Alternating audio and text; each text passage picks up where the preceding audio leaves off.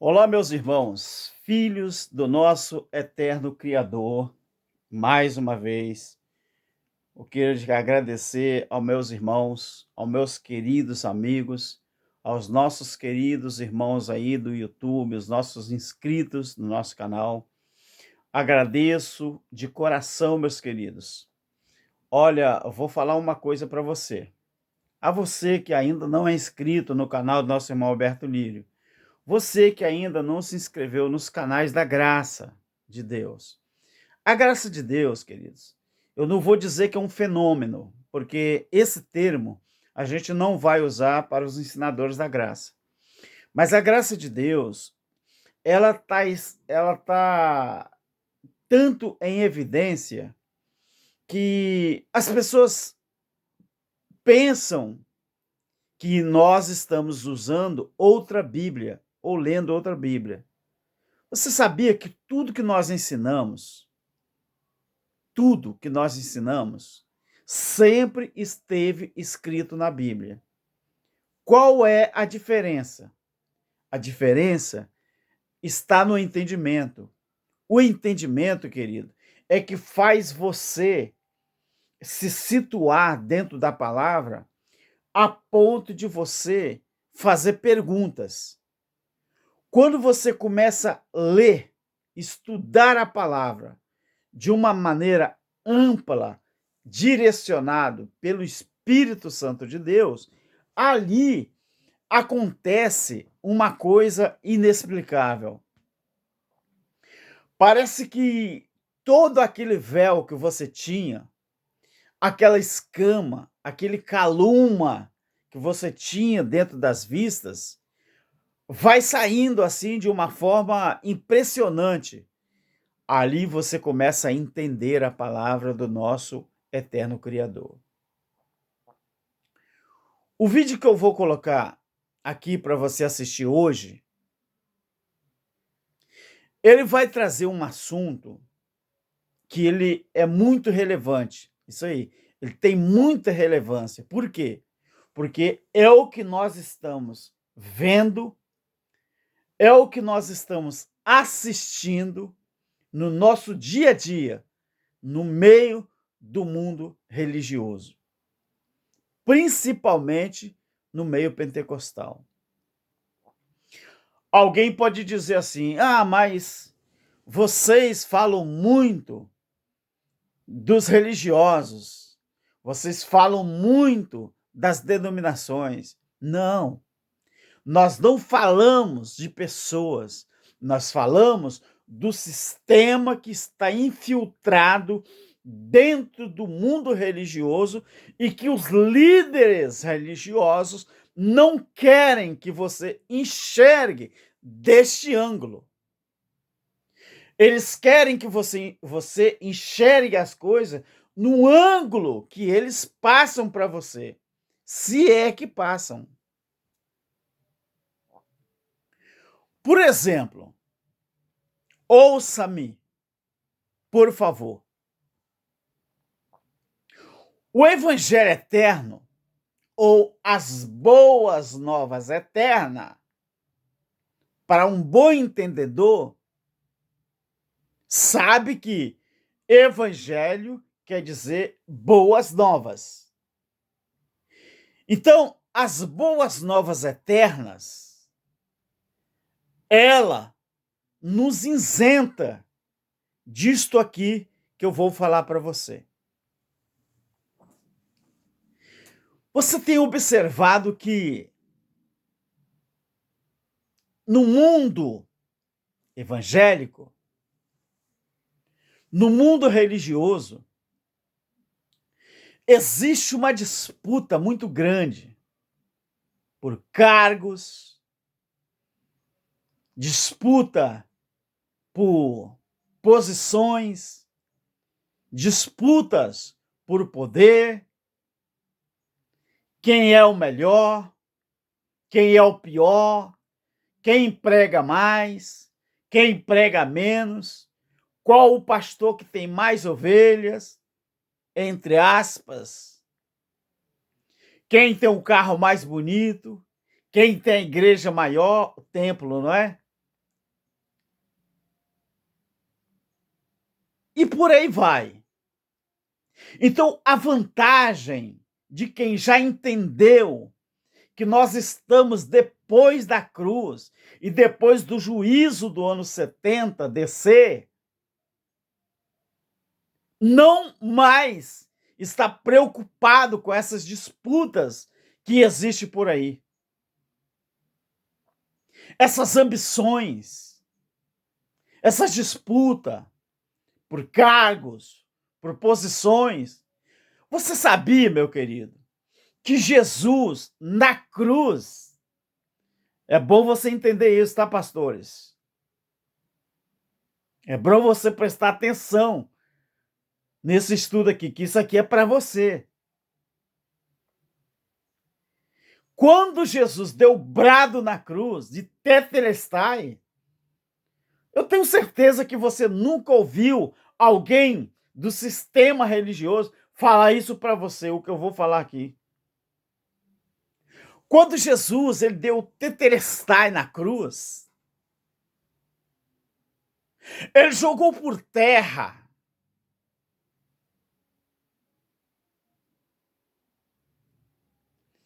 tudo isso que eu estou te falando aqui.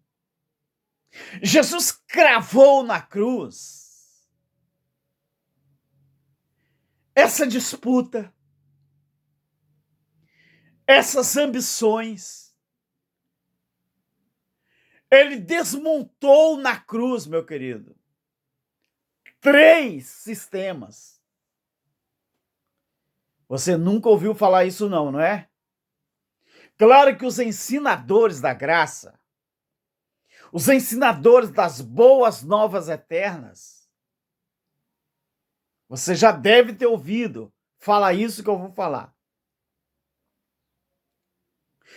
Quando Jesus ele deu o brado na cruz, o Tetelestai, ele estava dando fim a 3 sistemas. O primeiro era o sistema político que havia na época.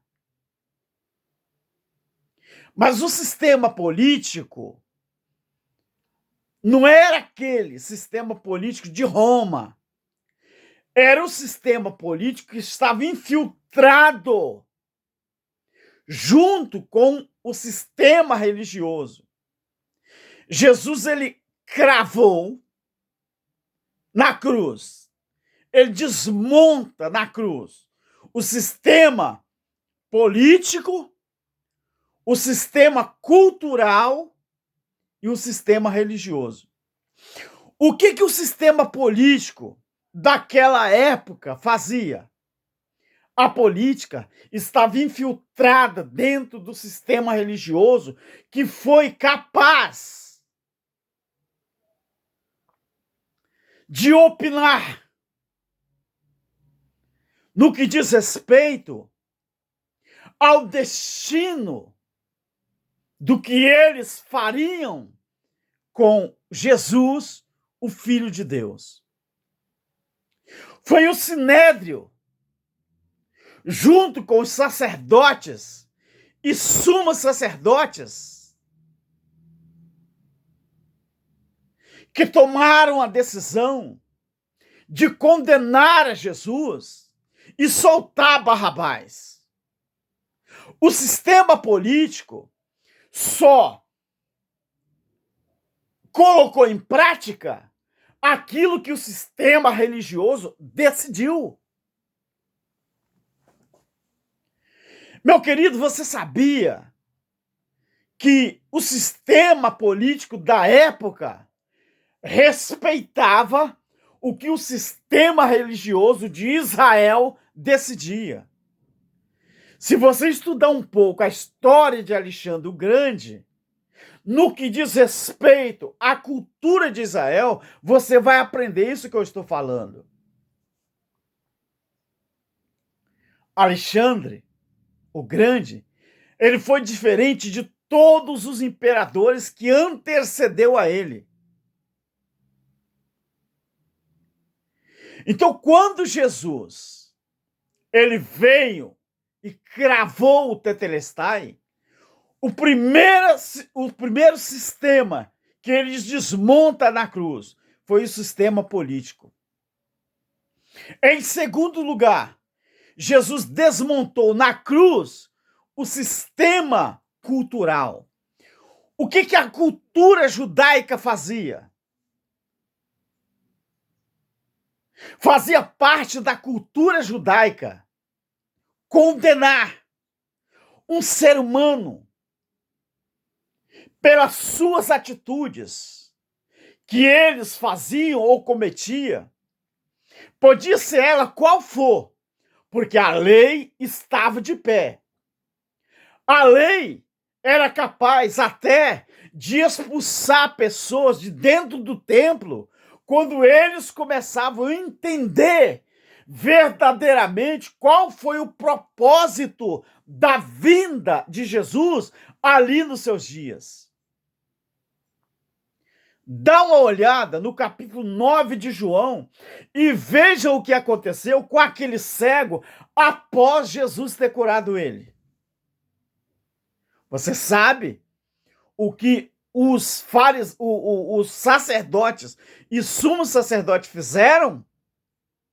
Expulsaram ele do templo. A partir do momento que ele começou a enxergar, ele não podia fazer mais parte do sistema religioso, da cultura que a lei ensinava. Meu querido, na cultura judaica,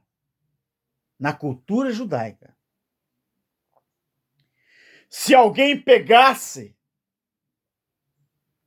uma briga, uma confusão de duas mulheres brigando com um homem, uma dessas mulheres não era a esposa do homem.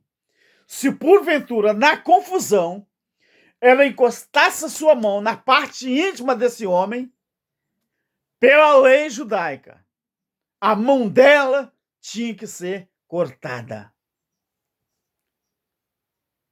Mas você que exige do povo dízimo em dinheiro, que era dízimo em alimento para a nação judaica, mas você também não está inserido na cultura judaica?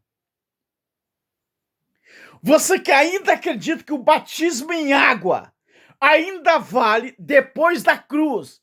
Você que não entendeu nada de Romanos capítulo 6. Que na Bíblia tem o batismo de Moisés, que foi no Mar Vermelho. Está escrito na Bíblia. Na Bíblia tem o batismo nas águas, que era o batismo de João, ao qual Paulo falou isso. E na Bíblia existe o verdadeiro batismo, que é o batismo na morte e na ressurreição do Senhor Jesus Cristo. Acreditar, crer, é o batismo verdadeiro. Então, nesses quesitos que eu citei, excetuando Romanos 6, você não está inserido na lei?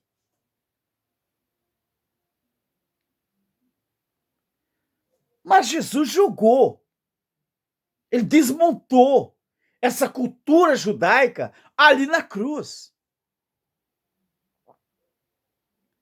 E o terceiro sistema que ele cravou na cruz, ele desmontou ali na cruz, foi o sistema religioso. O sistema religioso da época de Jesus exigia que o povo levasse animais para ser sacrificado ali no templo em Jerusalém, para que o pecado das pessoas pudessem ser perdoados. O sistema religioso da época de Jesus só conseguia justificar alguém se alguém adorasse a Deus num templo físico. Isso era o sistema religioso. Mas isso também foi cravado ali na cruz, quando Jesus deu tetelestai, Porque em Atos dos Apóstolos 7, 48 e 49, diz que Jesus, Deus, ele não mais habita em templo feito por mão de homens. Em Atos 17, 24 e 25 diz que Deus não mais é adorado em templo feito por mão de homem. E esses templos que vocês levam as pessoas para dentro e chamam de casa de Deus. Isso aí não é o sistema religioso, aquele que o Jesus da cruz, ele desmontou. Mas sabe o que vocês fizeram? Vocês trouxeram isso de volta. Vocês que eu digo, é vocês, líderes religiosos, que não estão dando mais atenção à Bíblia. O que vale para vocês é o que vocês ensinam. O que vale para vocês é o que vocês pensam. O que vale para vocês não é o que a Bíblia diz. Então vocês trouxeram isso de volta. A questão do templo, essa hierarquia eclesiástica que Jesus desmontou ali na cruz, vocês trouxeram isso de volta. Vocês mentem ou vocês mantêm isso de pé. Sabe por quê?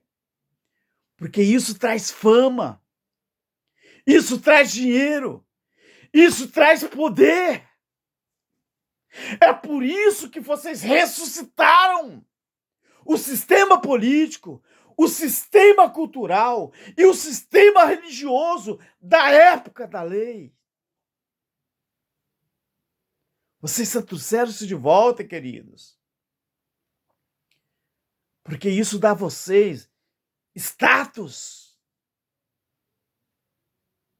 Você pode até dizer que eu estou falando ou pregando heresia, mas eu quero que você use a Bíblia e tente me refutar. Refute os ensinadores da graça usando a Bíblia que eu quero ver. No Brasil, está tendo uma coisa, sempre existiu. Pregadores querendo saber quem é o maior pregador do Brasil. Vá na internet nesses últimos dias e descubra. Tem pastores aí discutindo para saber quem é o maior pregador do Brasil. Quem é o melhor. Quem fala mais bonito. Quem tem a oratória melhor. Quem entende mais de gramática. Quem entende mais de dinheiro, de conta bancária. Olha, meu querido. Em 1 Samuel, no capítulo 24, versículo 14, Davi, ele usa duas expressões. Uma expressão que ele usa, ele fala de uma pulga, que naquela expressão, o que ele quis mostrar ali? Ele quis mostrar a sua insignificância. Na segunda expressão, ele fala de cão morto. E o que Davi estava dizendo ali? Expressão morto, expressão cão morto. Ele estava querendo dizer, chutar um cão morto é agredir ou querer agredir alguém que já sabe por antecedência que ele não irá reagir porque não tem força para isso. Então vocês estão se comendo um ao outro. Vocês estão se rasgando um ao outro para saber qual é o maior pastor do Brasil, qual é o maior pastor do bairro, qual é o maior pastor da cidade. Quem é o mais inteligente? Quem tem o carro mais bonito? Quem tem a casa mais bonita? Quem se veste melhor? Quem se calça melhor? Quem tem a família melhor? no que diz respeito à situação financeira. Sabe por quê? Porque vocês ressuscitaram os 3 sistemas que Jesus cravou na cruz. Mas vocês não entenderam nada. Quando Davi, no Salmo 22, versículo 6, ele fala, ele falou, eu sou verme e não homem. Ele diz, eu sou o opróbrio dos homens e eu sou menosprezado do povo. É isso que você é. É isso que eu sou. Na carne, meu querido, eu sou um cão morto. Na carne, eu sou uma pulga do deserto. Na carne, eu sou o opróbrio dos homens. Porque na carne, meu querido, nós não somos nada. Nós não somos ninguém. Nós somos alguma coisa. É no espírito. Porque Deus, Ele não é o pai da minha carne, nem da sua carne. Ele é o pai dos espíritos. Ah, você quer que eu prove, então?